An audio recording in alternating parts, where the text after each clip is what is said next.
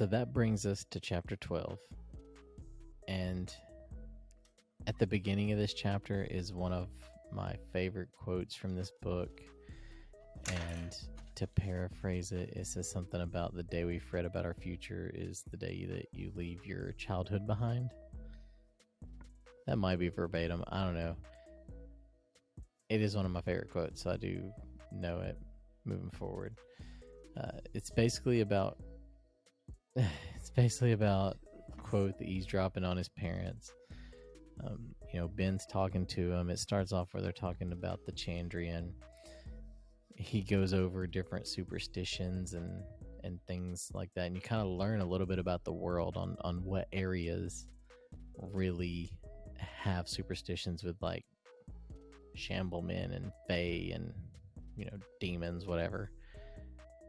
And it kind of ends with quote talking, or not talking, but he hears Ben telling his parents that he thinks he would be a good fit for the university. He talks about he could conquer the world if he wanted to, have the world in his hands.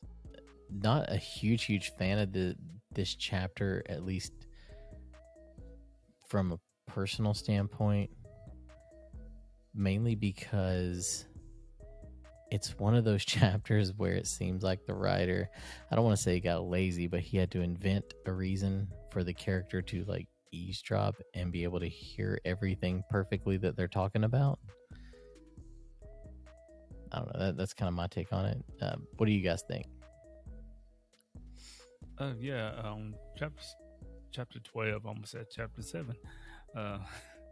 Abathy starts talking to Quoth's parents, like they're cheering because they're like, oh, hey, your child is quite bright. Yeah, we know he's bright. They reply. And he's like, no, it might be kind of difficult for you to notice his parents, but he's really, you have some amazing kid going on right here. And I found that it was amazing that Ben talks to Quoth more as an adult than he did his parents. That's interesting. I don't know if y'all talk. I don't know if y'all talk that.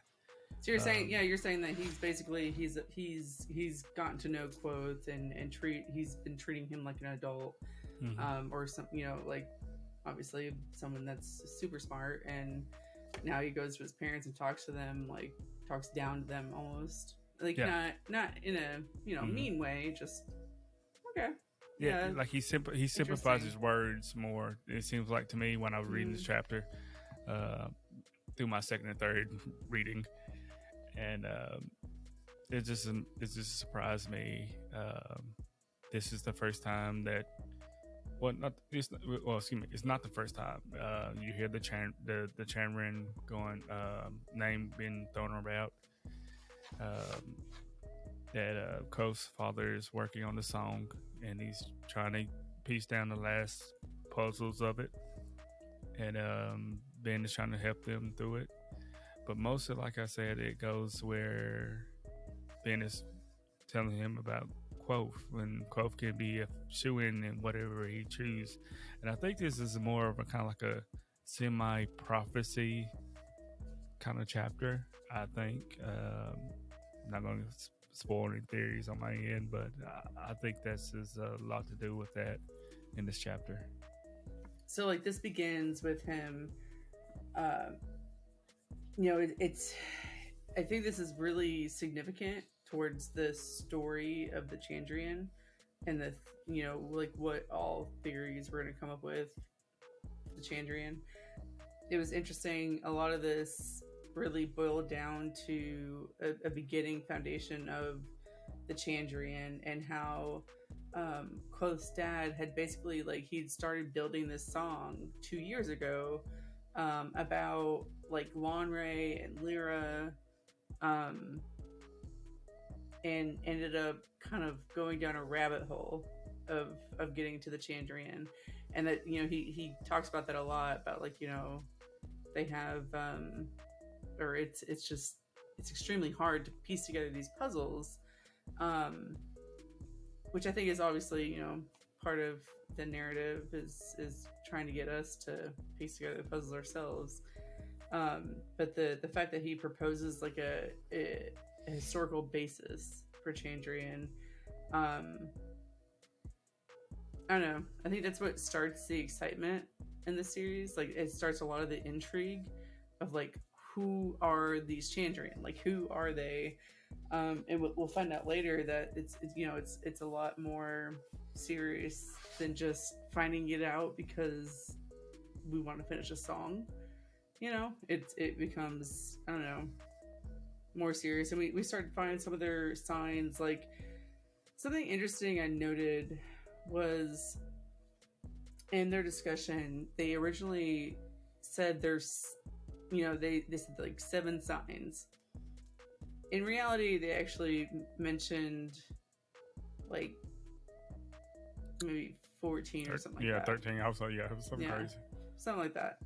But there was still, it was like a separation between those. So there was still like the main 7 is signs. So the main ones are blue flame. Apparently one has eyes like a goat, or no eyes, or black eyes. I've read and or listened to this book like several hundred probably times, or dozen times at least, and I feel like I've never really heard that line. I don't remember anything about them looking like a goat.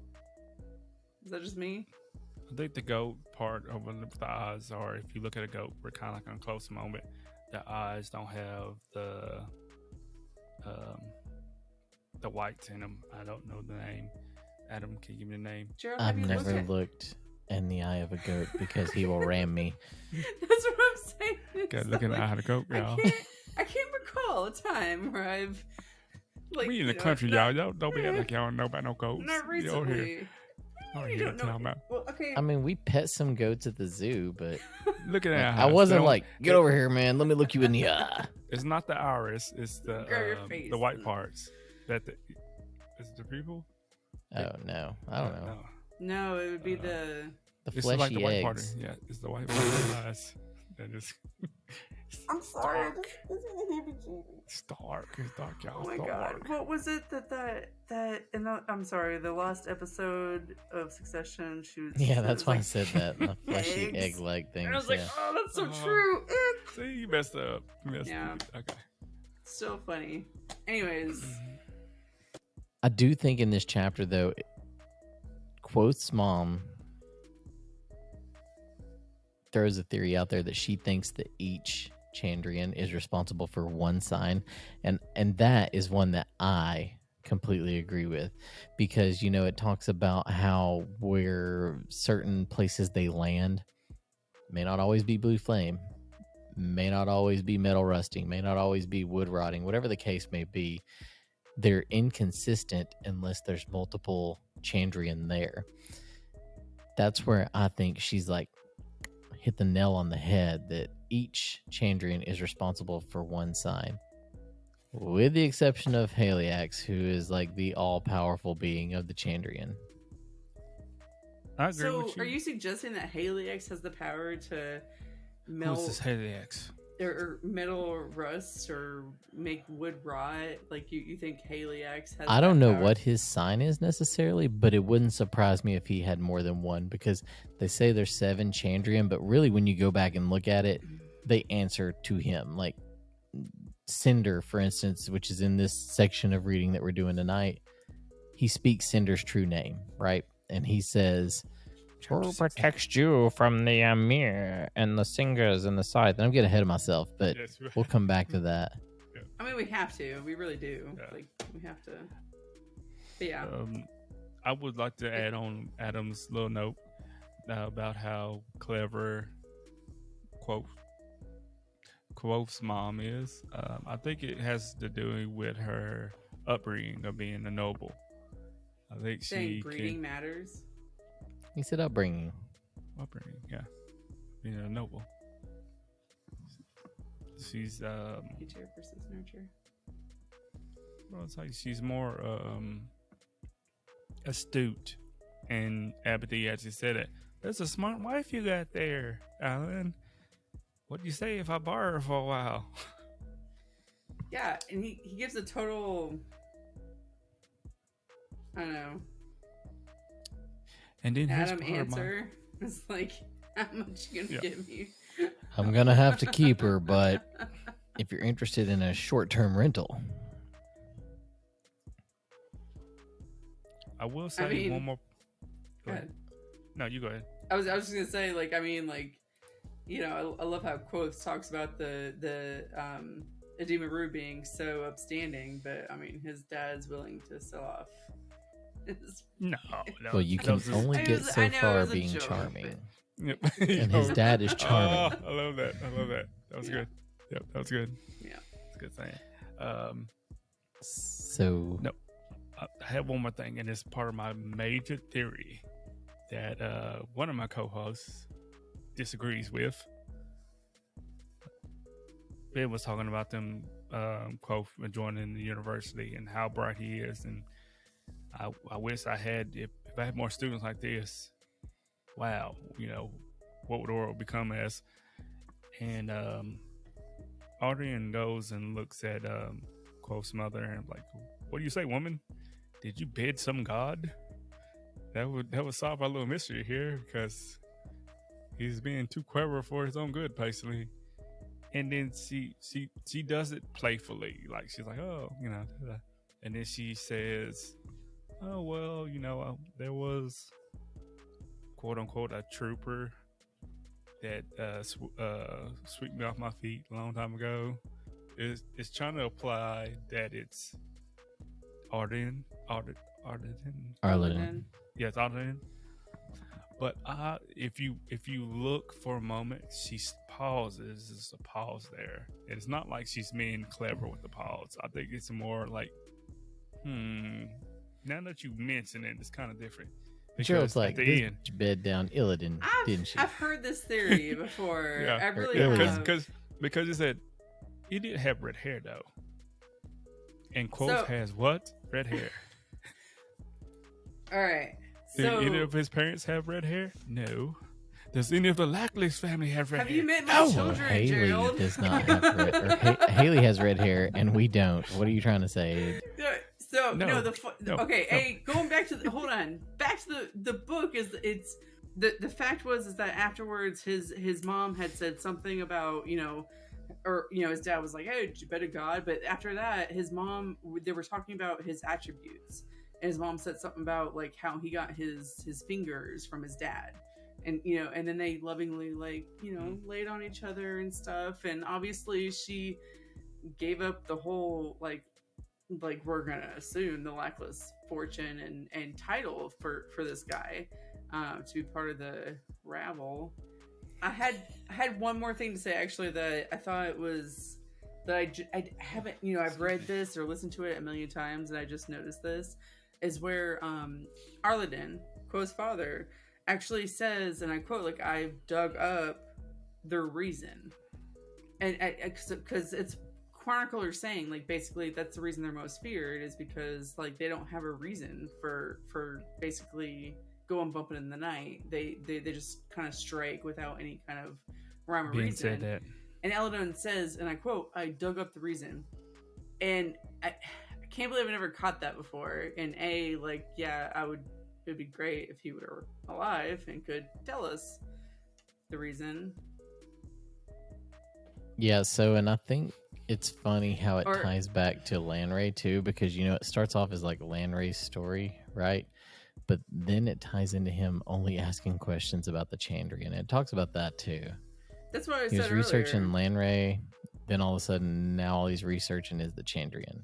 Yeah, it started with Lanray and Lyra, yeah. And they said that like a year and a half later, it was just basically all Chandrian. But I was trying to say is that, like, I also kind of wondered, though, when he said I dug up their reason, and it kind of makes me wonder if it's literal, because we'll find out later in the book that somebody else literally dug up some evidence for the Chandrian. And maybe I'm reaching, and we're probably giving Patrick Rothfuss way too much credit, but drop it in the piggy bank.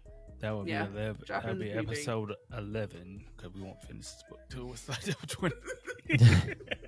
Until We hope like to have both 40 books years done from now. in time for Bast's novella that's going to come out in November. No, Bass is came and gone, y'all. we need to say that we're gonna have these books. We're gonna have this done by the time the third book comes out, and then we can have a free ride. Oh wow! Yeah. All right. Okay. So let's move on to chapter 13, which is the next interlude, because we can't forget what's going on in present day. This is a heavy interlude too. Like, it's not one of those where it kind of dips out for a second and is like, just checking to see how things are going. Let's go on.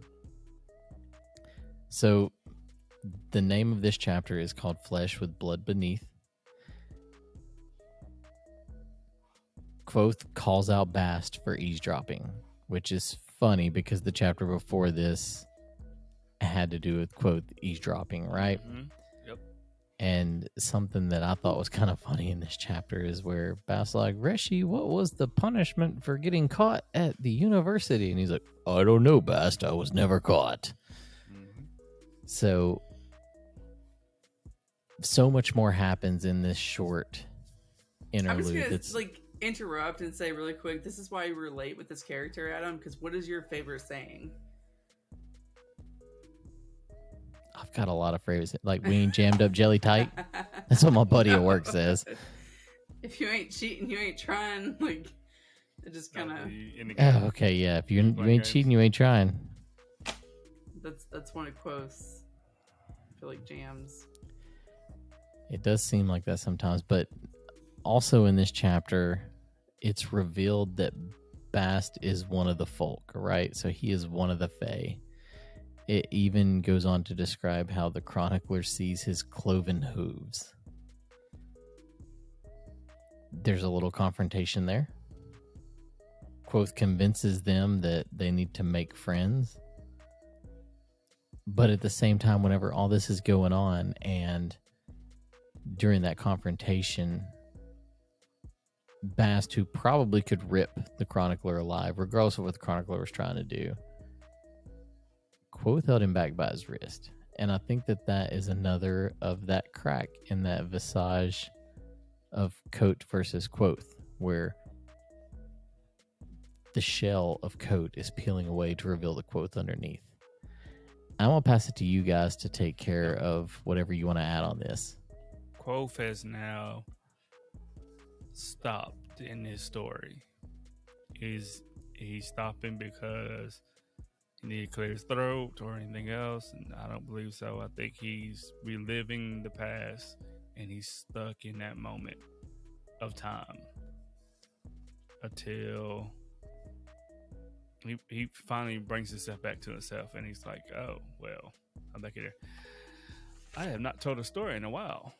Will you care for the drink? We have everything in the Waystone, from chocolates and rare wines, and the chronicle's like, I would like chocolate, but no customers. Yeah, there's no customers, and I want to say that is a reason. There's a reason for there's no customers at the end, besides the handful of people that comes on Felling Night. I think that's by design. We won't get into it too deep right now, but I think that's by design. But nevertheless, Coach says small that town and they're all broke because the king keeps taxing them. Is that like I don't think that's what it's it is. not just the king. The traveling merchants that are coming through are charging. Yeah, the traveling merchants. Like, money is tough for everybody all around, especially for the Bentons. Well, no, it's three people. We had 35 minutes.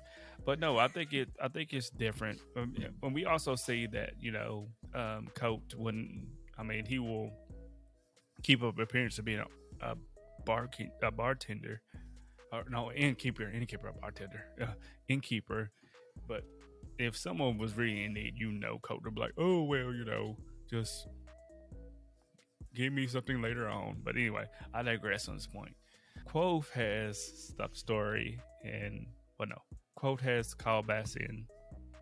Quoth has introduced Bass for quote unquote eavesdropping because he's listening to the story.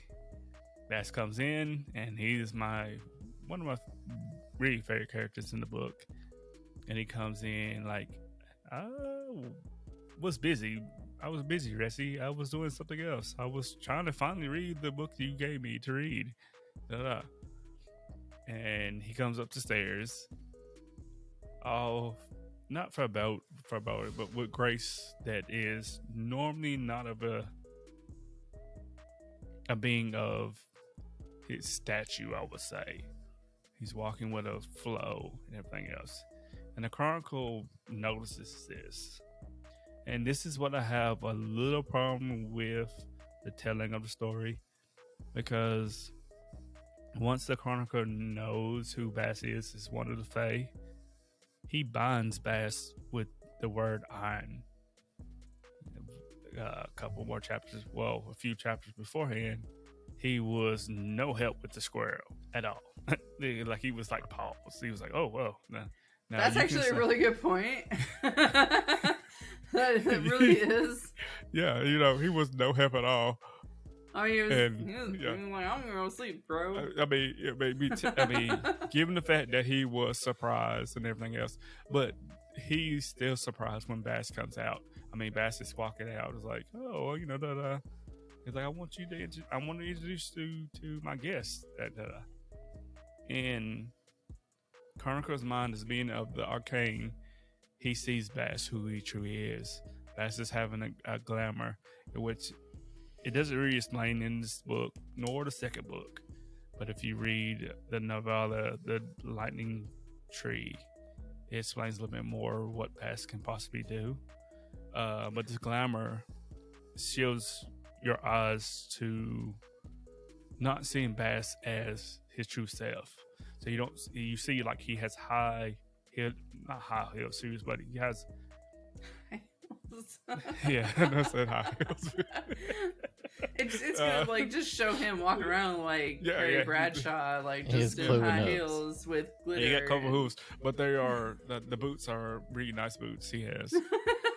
They're real nice. Really nice boots. Yeah, some nice heels. Boots. That's all I was got to say. But no.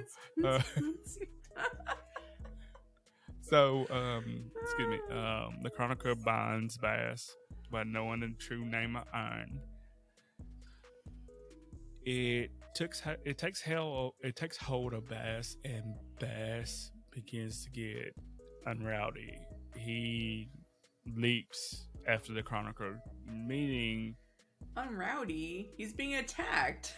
He's like he's being attacked by the Chronicle. I mean, he is. I mean, he was being attacked by the Chronicle, but Bass took it, like you said, it was a full-on attack from Iron, and it did not hold. If you can notice, because if it wasn't for Quoth grabbing Bass, the Chronicle would probably be dead. I've wondered what power well, he wouldn't be dead. He would be dead because Quoth actually said it. Quoth actually said, he was like him. He's like, you would be hurt, and he would most likely to be dead. I've wondered that, like, so it says that, like, Quoth had basically grabbed him, and it basically, like, it stopped him, like, he shackled him or something like that. Like, what kind of power is that? Like, and Bass later shamefully says he's not he doesn't know he's that strong. Like that's because he bruised like his an wrists. abused wife, like just but, like no, he doesn't know that he's that strong. I'll go with the point. Oh, sorry. Go ahead. Finish. I'm saying, but seriously, like, what kind of power did Quoth put into that? Just physical. I mean, do you think it was just physical that he? I mean, it's a fake creature we're talking about. This is my theory on that point. I'm glad you touched on it. We talked about in the first episode how Coat, quote unquote, defeated 5 of the squirrel, and Bass was like, Ressie, 5? He was like, yeah, I took care of it. He took the licks. He didn't come unscathed through the incidents. Yes, and yes. So this is the man where I'm going with. Excuse me. I'm going with where, like Adam said, the facade is being cracked. Quoth cannot live two lives. I mean, think about your day-to-day life. We might like to pretend that we're something else that we're not.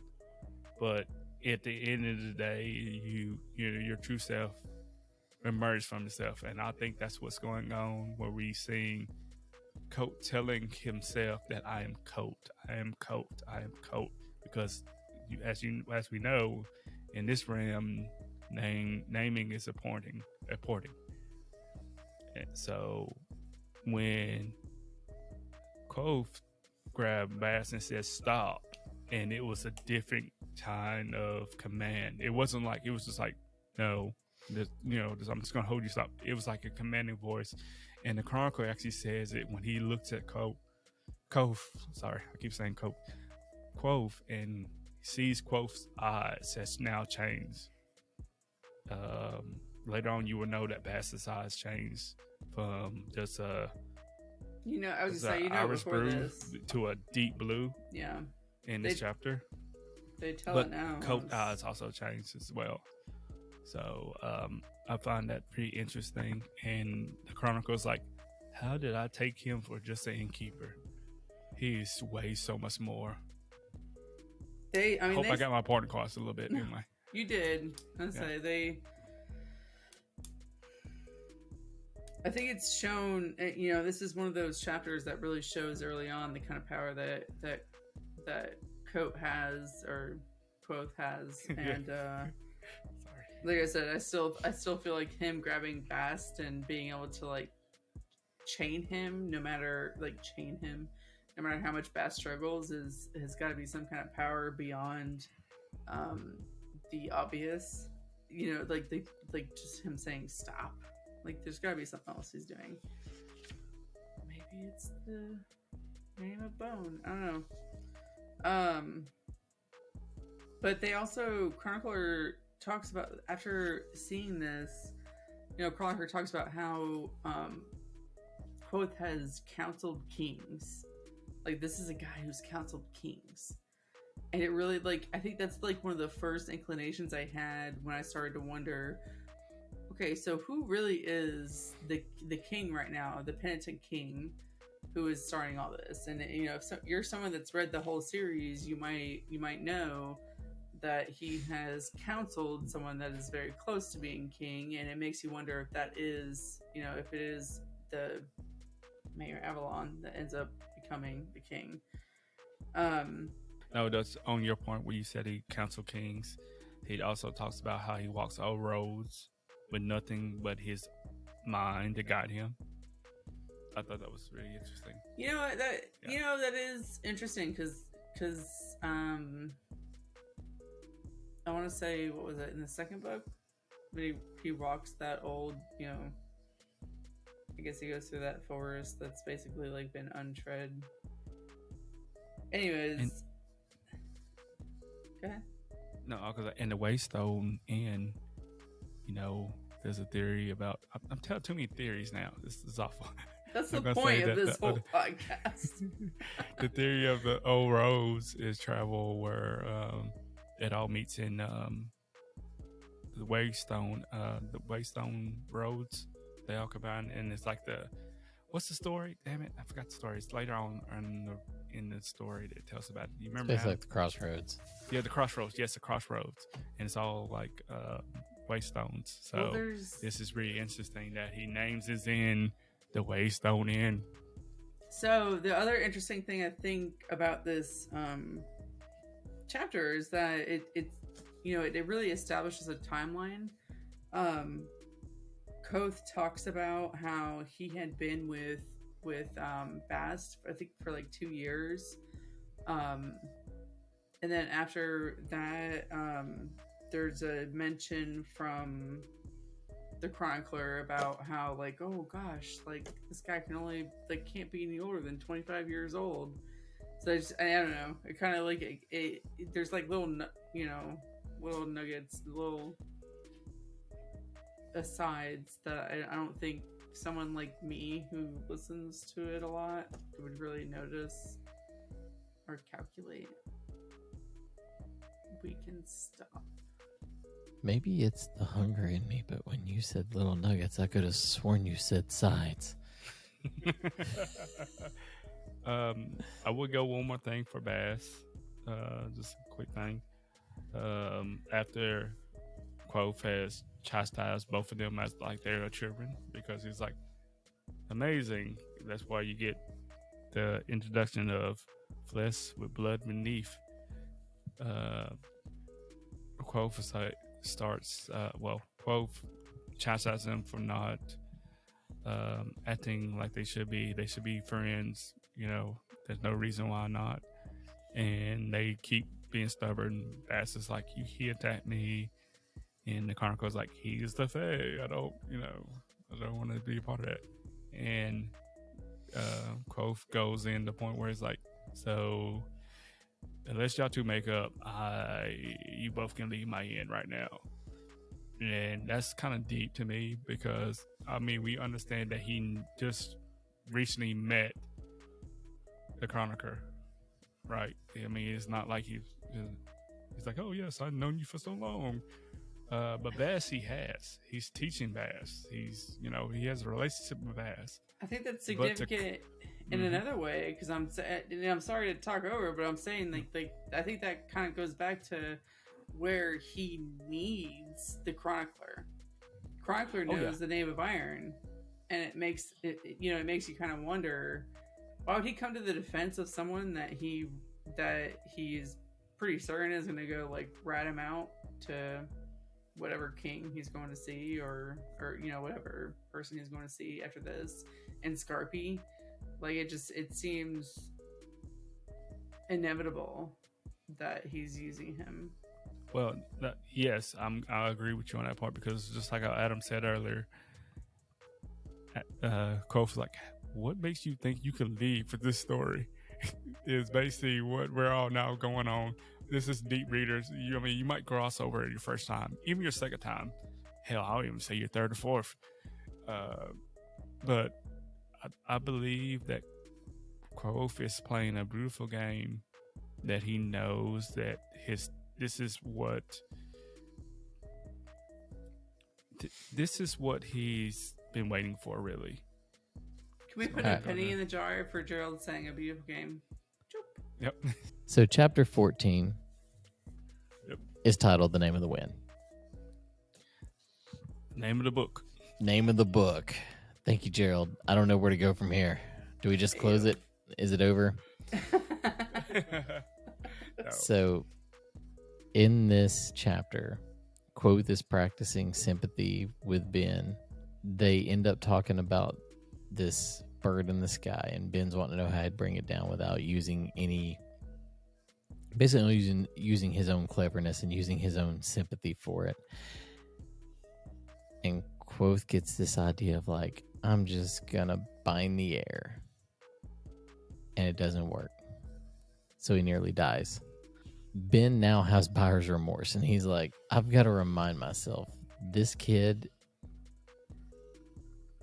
he's young. He's 11 years old, not quite 12. I'm teaching him things I didn't learn until I was in my 20s, perhaps. And he doesn't know how to use these things because he has the mind of a child. You're saying he's learning too much. Too much, too fast. Right. During this, Ben also mentions that he's lied to Quoth's mom. They end up coming across a waystone that they end up stopping at. One of the big things in this chapter, too, is, at least for me, a quote from Arladin. He says something about, like, for the greater good. And if you don't know what that's about yet, you will later. And it's going to tie into something as we move on. He does. Yep. There's one quote. So Quoth had that's a quote from for the Amir. So Quoth has he hands his dad this shirt that's all holey and tattered and stuff, and his dad's going to fix it, and he's like, "How did you do?" For the greater good. How did I not catch that? Sometimes you got to read, baby. I've legit. So- like, I can't tell you how many times I've gone over this book. Wow. That's something that I don't know. Like, I like that little saying of like for the greater good, because sometimes it doesn't always appear that way. But the chapter itself does end with it talking about their time drawing to an end. And I know he's speaking more about his time with Ben drawing to an end, or the troops' time with Ben. But you can just feel like this thing's about to take a dark turn. It's about to get It's his more depressing. childhood. His childhood drawing to an end, you know? So you guys have anything for chapter 14 you want to add? I see it in chapter 14 of The Name of the Wind. Ben had to save him, or he would have died. He lied to his mother. And we learn about the Waystones and why they try to stop. There's a whole conversation about that, and hope that Chrissy can hold on to that one for us. And Honestly, yeah, and I have more with how everything happened when Quote tried to call the name of the wind. So in the aftermath of this, so Ben brings Koth back and tries to explain to him like why what he did was wrong. And like this is like the first hint we get at what Lonray did. So I kind of missed this before, but he actually says something about like so do you know the story that your dad's composing about Lonray? And we all know, I mean, it's once again one of those obvious things. Lonray is obviously Heliax, right? Or Heliax, the the original Chandrian, the OG. The OG Chandrian is what we shall refer to him. I from see now on. Lanray. Yes, thank you. Anyways, so he starts to tell him, like he was starting to use that as an example, and he said, "So what have you learned about him?" And Quoth goes on, like kind of says like a generic, like probably what us as fans would say about what we think Lonray did. But he goes, "Oh, that's just not true." And he says, "Okay, I think," and it goes into explain like basically that he has like more power than he knows how to handle, and he's basically learning faster than he should. He's basically learning too fast. He's going to become dangerous. I feel like I could do this a lot better. So if you want to cut it, or if you can, go for it. I joke about this when when I was getting my when I was learning how to do Java is that I know enough to be dangerous, and that's been kind of the ongoing joke, is that every software I get into, I know enough to be super dangerous and to mess things up. And that is I feel like that's the core of what Ben was trying to tell Koth, is that you're enough to be dangerous right now, but you're not mature enough to handle that information. And I think he was trying to say that Lonray kind of did the same thing before that, but he didn't get a chance to. I'm just saying that might be a little. I have one more snippet to talk about on this chapter. Same what Chrissy's going on with, and it goes back to chapter 12. Like I said, you notice how Ben was taking Quoth very seriously, trusting him with studies that a 11-year-old should not have answers to. and how he was talking to his parents. And now Ben has now realized the point there. He's like, oh, wow, I literally, you don't have any experience. It's not as bad. I don't think it's bad where he shouldn't be teaching Quoth because he can learn, but Quoth being immature hasn't have. Oh yeah, if I put my hand in the fire, it's going to burn. Of course, Quoth knows that point, but he's learning in a rapid. What's the word I'm looking for? We were just saying, he's learning so fast and so quickly. He doesn't understand. Okay, where normal students like, okay, I'm teaching you this, so you might get binder shields if I'm teaching you this.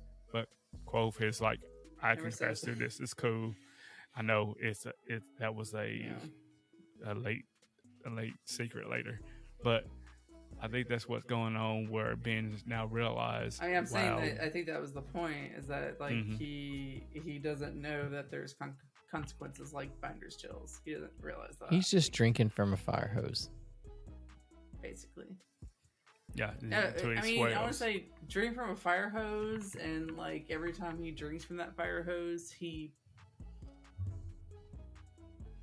fire. I mean, I don't know. It's just like he has so much information that it's becoming dangerous to him and other people. We did touch on a point earlier when we are discussing we're discussing the story of the Drabs, that apathy turned into Quoth for the moment being the unruly student. Yes, I know all this information. Give me the answer. I already know this. And this is what we now seeing of Quoth. Like, hey, I want the name to win. It's cool what you're teaching me. That's nice. But I want the name to win. I seen you do it. I want it. Let me have it. And this is what happened. And like how Quoth said, I realized what I've done. I bind the air, and I don't have enough lung capacity to expand this one. I have to have a bellows, is what he's going on with. And he realized that as 11 years old, but it was too late because he wasn't mature enough to know where, oh yes, I have failed at some things, but it wasn't at the sympathy, I don't believe. I think it was more on common knowledge. Like, Quoth is a young genius. He's the mad scientist that doesn't know any common sense, is basically what we're going with. Guys. You know what? None. I disagree. I really do. I was gonna say, like, I agree with what you're saying. Like, obviously he was young when he learned all that, and that's, him learning this in the mind of a 11, 12-year-old. But I mean, we're about to see what happens next, and I mean, the kid, he's tough. He's resilient, and I think he has street smarts. I think honestly, if you have any kind of smarts like that, you can transfer them into street smarts if you, in a pinch, if you needed to. But I think, and not to totally overthrow what you were saying, but something I did want to mention on chapter 14, like I don't know if y'all remember, but when Quoth had tried to actually call the name of the wind, and then afterwards he's all better. Ben it says something about Ben comes to him and tries to hit him, or it gets close to hitting him and then stops. Hey guys, we had some technical difficulties finishing up episode 2, so we're going to go ahead and end it here. But I did want to give a big shout out to all the fathers coming out there. This is going to be coming out on the 13th, and Father's Day is the next weekend. So happy Father's Day to all you dads. Love you, Pops. We appreciate everybody that came in, joining us, listening to us, watching us. Like I said, we really appreciate that. And stay tuned to our next episode 3, coming out next Tuesday, y'all. If you're interested in reaching out to us, all of our socials and our email are down in the description. Like Gerald said, thanks for coming.